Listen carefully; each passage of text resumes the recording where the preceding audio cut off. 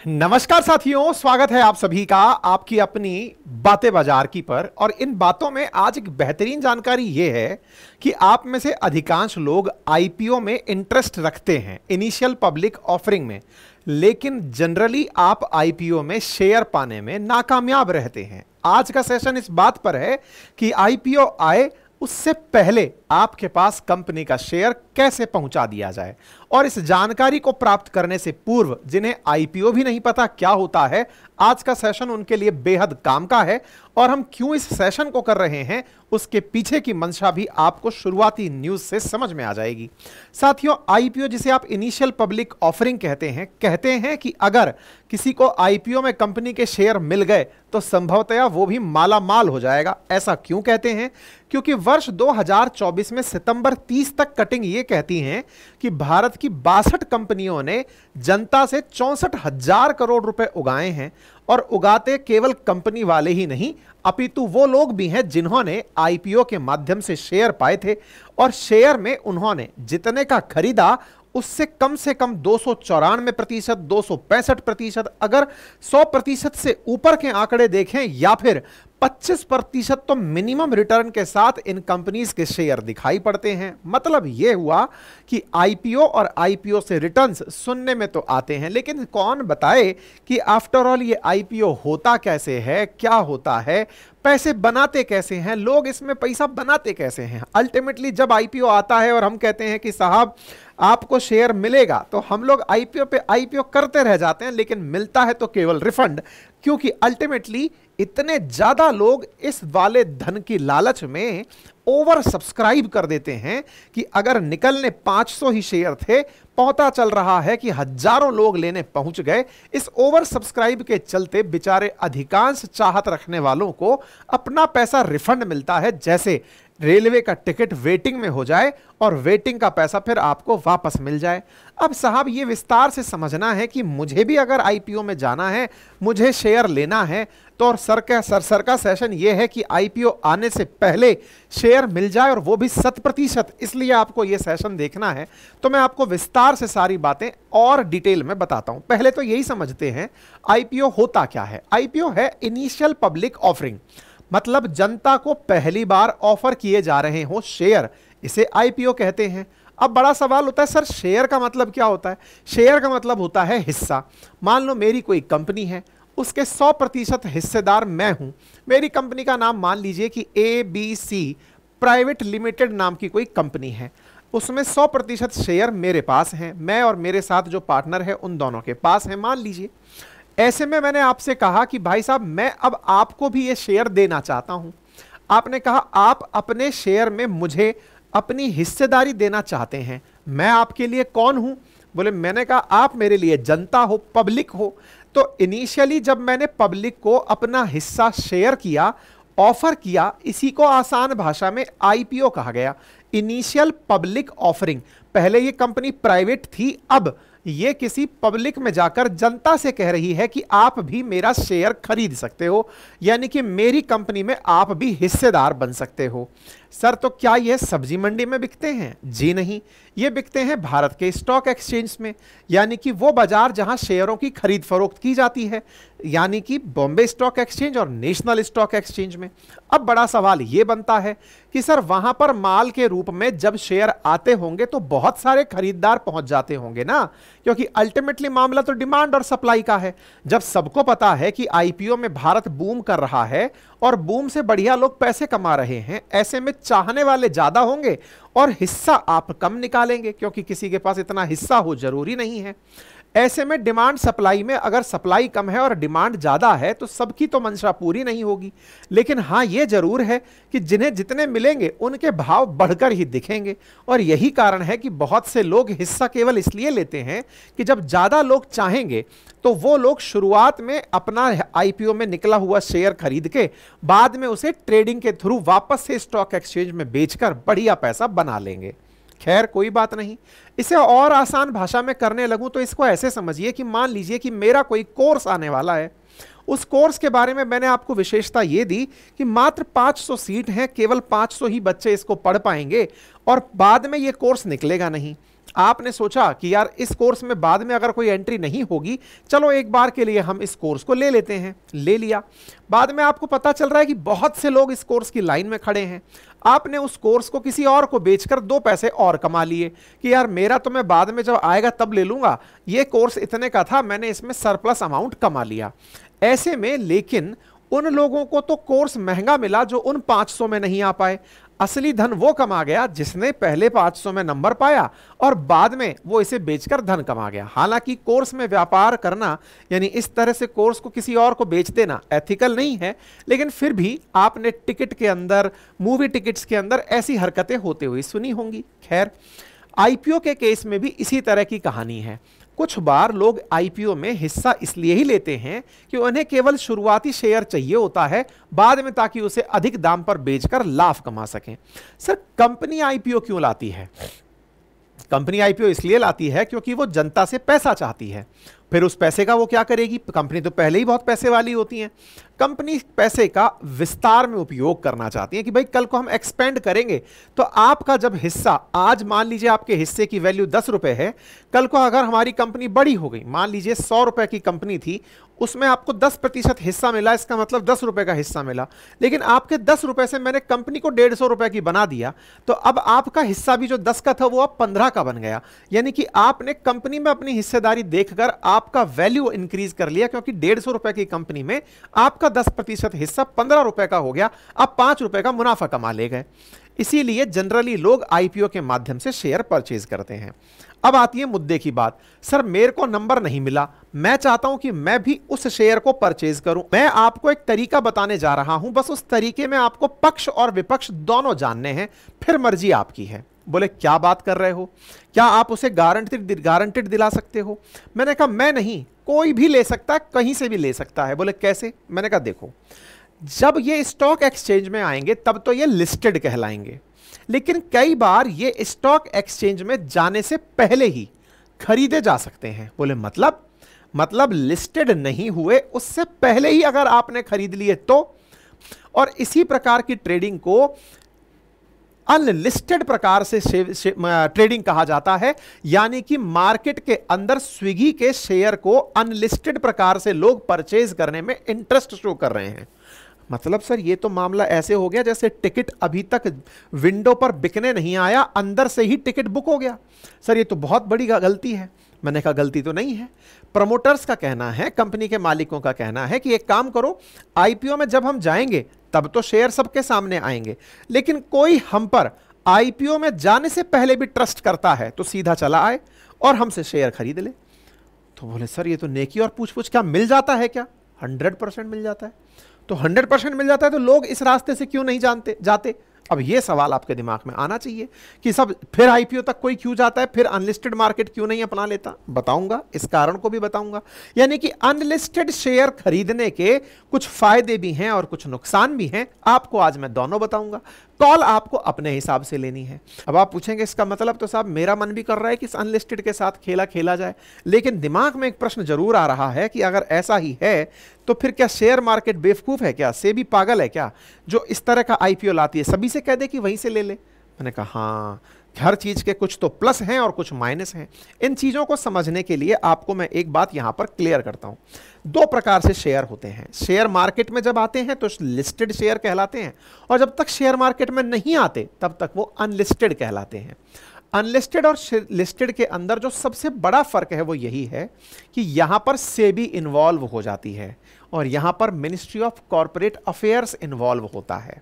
मतलब अभी ये आपका पर्सनल मामला, अभी वो आईपीओ में गई नहीं, आपने उससे पहले ही खरीद लिए। मामले दोनों के अलग अलग क्षेत्र अधिकार में हैं। दोनों में सबसे बड़ा अंतर क्या है? अगर किसी को ऐसा खरीदना हो तो अगर हमको ये पता है कि लिस्टेड शेयर तो पता है कि शेयर मार्केट से खरीदा जाएगा, लेकिन अनलिस्टेड शेयर कहां से खरीदा जा सकता है? एक एप्लीकेशन है जिसका नाम मैं आपको बताऊंगा, उसका नाम है इनक्रेड मनी। आप उससे जाकर के इसे खरीद सकते हैं। इनक्रेड मनी नाम का एक सॉफ्टवेयर है, एक एप्लीकेशन है, जिसका लिंक भी मैं आपको कमेंट में या डिस्क्रिप्शन में दे दूंगा। यहां से जाकर के आप इन अनलिस्टेड शेयर्स को खरीद सकते हैं आने से पहले ही। और तो और इसका कोई ब्रोकरेज चार्ज नहीं है। दिमाग में प्रश्न बनेगा कि साहब स्विगी खरीद सकते हो, ओयो खरीद सकते हो, एचबीएल फाइनेंस खरीद सकते हो, एसबीआई म्यूचुअल खरीद सकते हो। जब यहीं से खरीद सकते हैं तो हर कोई आदमी क्यों नहीं खरीद लेता?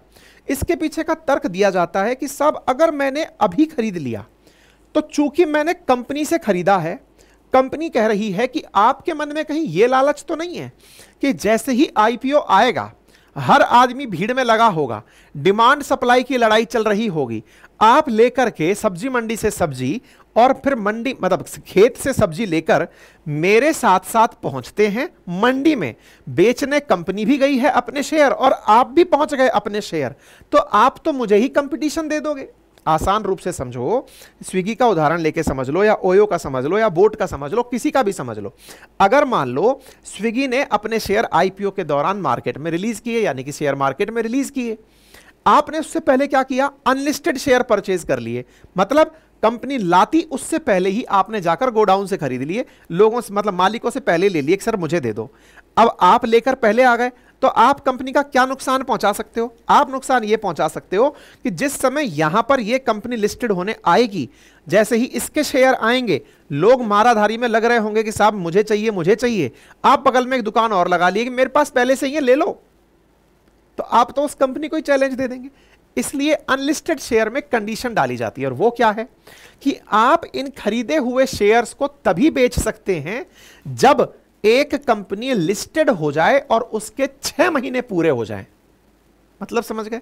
तो पहला लॉजिक समझो, यहां पर अगर आपके मन में आया कि मैंने एक शेयर खरीदना था, खरीद लो, अनलिस्टेड शेयर खरीदने में उपलब्ध हो जाएगा, लेकिन ध्यान रखना अति समझदारी यहां पर वर्जित है। वर्जित क्यों है? क्योंकि आपको उन्होंने समझ लिया कि कहीं आप तुरंत मुनाफा कमाने तो नहीं आ रहे हो, आपको कंपनी में विश्वास है, उसकी शीट्स में विश्वास है, उसके विजन में विश्वास है, आपको उसका सकारात्मक नकारात्मक दोनों पक्ष पता है। आ जाओ, पैसे लगाओ और पैसे लगाकर 6 महीने बाद बेच के निकल जाओ। बात समझ में आ रही है? इसलिए यह तरीका आप लोगों को, अनलिस्टेड जो तरीका है वो तरीका मैंने आपको इनक्रेड मनी के थ्रू बताया। तो इसमें इन्वेस्ट कैसे होता है वो तरीका मैंने बता दिया।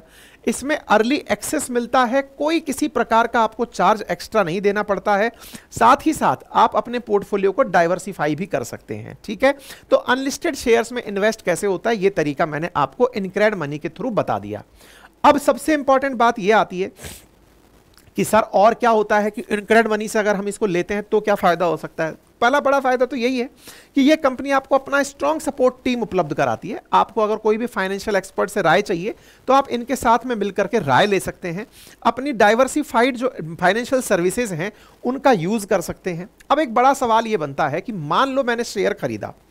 सर जब हम शेयर मार्केट से शेयर खरीदते हैं, आईपीओ के अंदर शेयर खरीदते हैं, तो हमको शेयर के लिए एनएसडीएल जिम्मेदार होता है। इनके केस में क्या होगा? अनलिस्टेड शेयर मिलेगा कि नहीं मिलेगा, इसकी बात को कंफर्म करने के लिए इस तरह से समझिए। इसके लिए आपको 2 एप्लीकेशन, एक सीडीएसएल, भाई आपके जितनी भी ट्रेडिंग होती है वो सीडीएसएल और एनएसडीएल इनसे ऑपरेटेड होती है।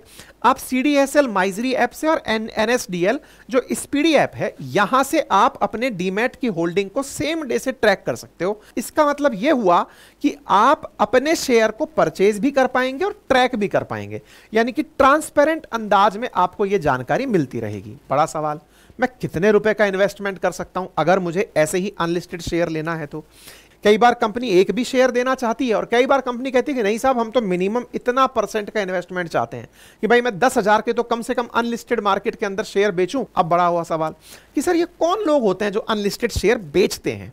भाई ऐसा है कि जो अनलिस्टेड शेयर बेचने वाले लोग होते हैं ये एग्जिस्टिंग शेयर होल्डर्स ही होते हैं जो अपनी कंपनी के शेयर बेचते हैं। उनके कुछ कर्मचारी हो सकते हैं, कुछ पूर्व कर्मचारी हो सकते हैं, प्रमोटर्स हो सकते हैं, मालिक लोग हो सकते हैं जो कह रहे हैं कि साहब हम आईपीओ में जाएं उससे पहले ही अगर आप में से किसी को शेयर चाहिए तो फिर आप ले सकते हो। सर कोई रिस्क है क्या? देखो सबसे पहली रिस्क जो आपको है वो भी मैं साफ साफ बता देता हूं, वो है लिक्विडिटी के रिस्क। कैसे? मान लो कि वो कंपनी आईपीओ में गई ही नहीं और वो आईपीओ में नहीं गई, आपके पास शेयर अनलिस्टेड आ चुके, अब आप क्या करेंगे? भाई आप तो कह रहे हैं कि वो कंपनी सेबी से परमिशन ले चुकी है, अब वो इस दिन फलाने दिन जाने वाली है, आपने अनलिस्टेड शेयर परचेज कर लिए, अनलिस्टेड शेयर परचेज कर लिए, वो अब गई नहीं।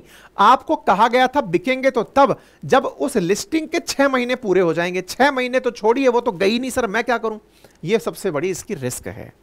जनरली कंपनीज जो लिस्टिंग कराने पहुंचती हैं, वो लिस्टिंग, हर कंपनी का अल्टीमेट गोल जनता से पैसे उगाना ही होता है।